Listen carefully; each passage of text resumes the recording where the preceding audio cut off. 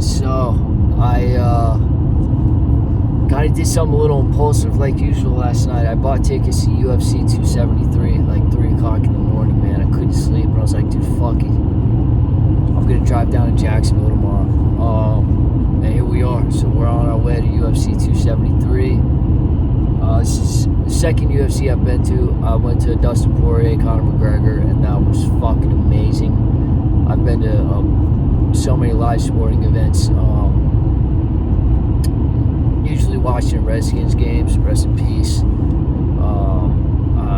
2012 as a Redskins fan was incredible, but the UFC event was as good as anything, probably better. Well, maybe not. There was 2 Redskins games that really stick out, but I mean, you want to talk about one of the best live sporting events to go to. The UFC does such a great job. So we're going. We have a great card. Gonna just give a little rundown on the fights. Really just the 3 fights that the 3 main fights I want to go over. We'll go first. Gilbert Burns versus Khamzat Chimaev. Look, this is exactly what's gonna happen, man. Gilbert Burns is not fighting a welterweight. Chimaev is not a welterweight at all. He is gigantic. There's a picture of somewhere floating around the internet with Khamzat standing next to Jan Blachowicz, and they look like they're in the same weight class. It's disgusting. And I mean, just look at the videos on his YouTube with him hanging out with Darren Till all the time. Darren Till's a legitimate middleweight. He is way bigger than Darren. Way bigger than Darren. Maybe not way bigger, but you know, he's substantially. You put them beside each other, you say, who's the bigger man? And it's Khamzat. And he's fighting a welterweight, a true welterweight, Gilbert Burns. And, Gilbert Burns wasn't lightweight. So I don't think this is really has to do with Khamzat being a much more skilled fighter. I think this is just going to be he's just going to outsize him. He has the size and the strength advantage, and it's a pretty big advantage. I think Gilbert Burns, the dark horse in that fight is really if Khamzat has a bad weight cut, which is always possible. You know, a weight cutting that much weight does have an effect, but Khamzat's young, and he hasn't been through many of these weight cuts, so his body's going to be able to take it if they do it correctly, I feel like. He's young, so he can make that cut. And I've always talked so much shit on him fighting a welterweight. I don't like it. I don't like people fighting that far out of your weight class. But if he's trying to become the first triple champ, I don't hate it as much. But as far as this fight, Chimaev all the way. And, I love Burns. He's a real fighter. He's a G, and nobody wanted this fight, but Torino took it, man. So nothing but respect to Gilbert. I just think, and like I said, I don't think it's a talent or a skill thing. I think he's just gonna be way too big, and I think you're gonna see that. The next fight, fucking cop, dude, please don't pull me over, man.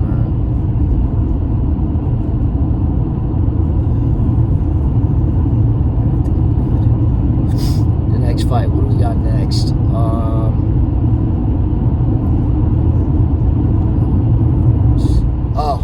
Petr Yan Aljamain Sterling. Been waiting for this one for a long time. Went back and watched the fight again the other night, and I gotta admit, Aljamain Sterling's round 1 was phenomenal. Well, it was better than I remembered it being. I think that's also kind of how Petr fights. He was kind of like, if you want to say downloading that round, because starting round 2, he really just started to pick him the fuck apart and control the whole fight from there.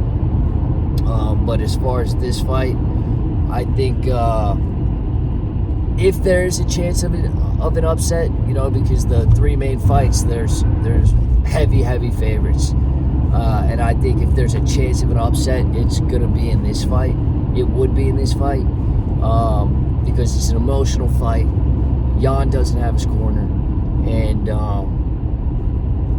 Aljamain is being overlooked, I feel like, a little bit. His BJJ is nasty. You know, he may have handled this shit like a clown, but it's no lie that this man has serious BJJ. He's a real talented dude.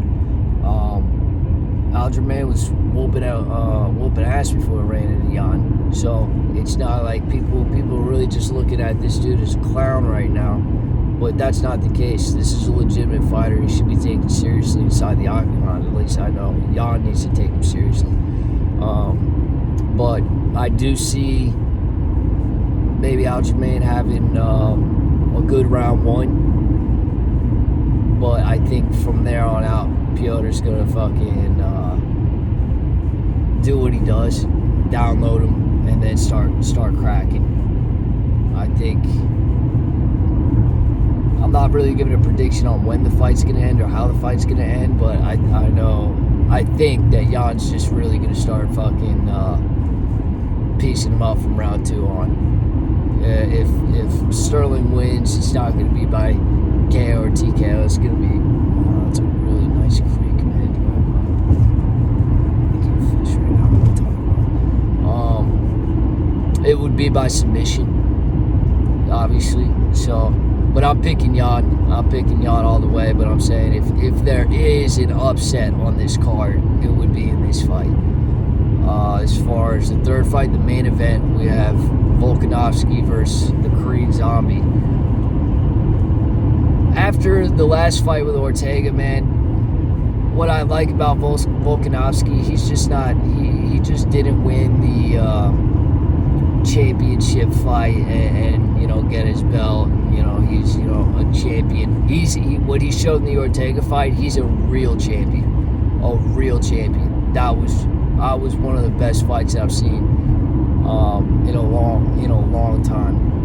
At that point, I remember walking out after watching that and just saying, wow, that was an incredible fight. B, Volkanovski is a legitimate champion as far as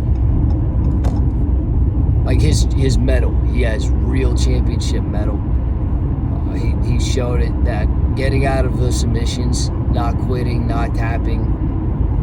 Man, there's cops all over the place. I am not okay with this. But, yeah, that's gotta be a cop, man. It's the second one on this little country-ass road. You gotta be kidding me. But, yeah, he's got that real championship caliber heart. Like, he's not gonna quit. He's fighting his ass off the whole time, and he's training his ass off. He's disciplined, but he is...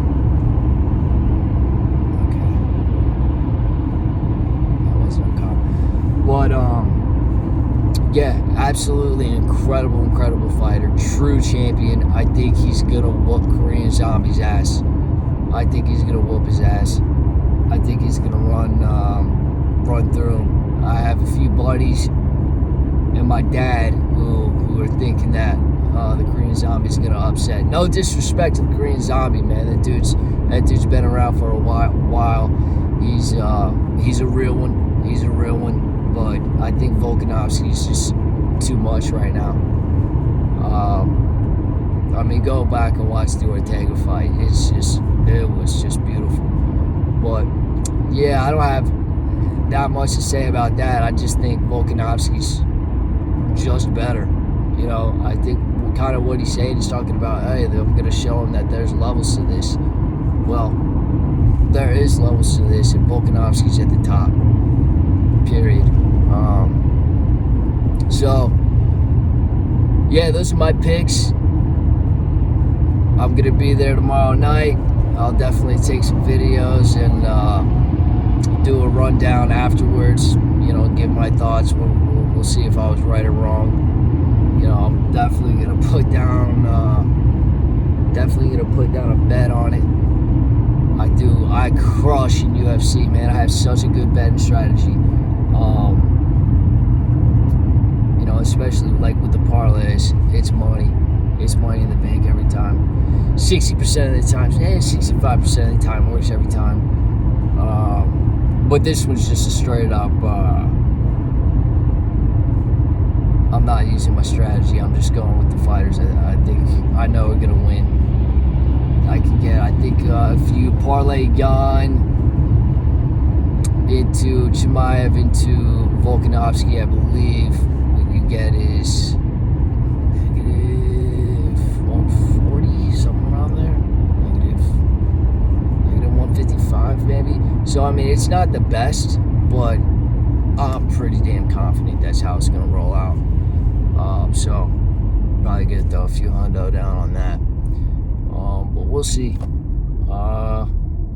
Yeah, so I gotta get to Jacksonville. I got about an 11-hour drive, so just wanted to make this and get my thoughts about it, and we'll check in with you later. Peace.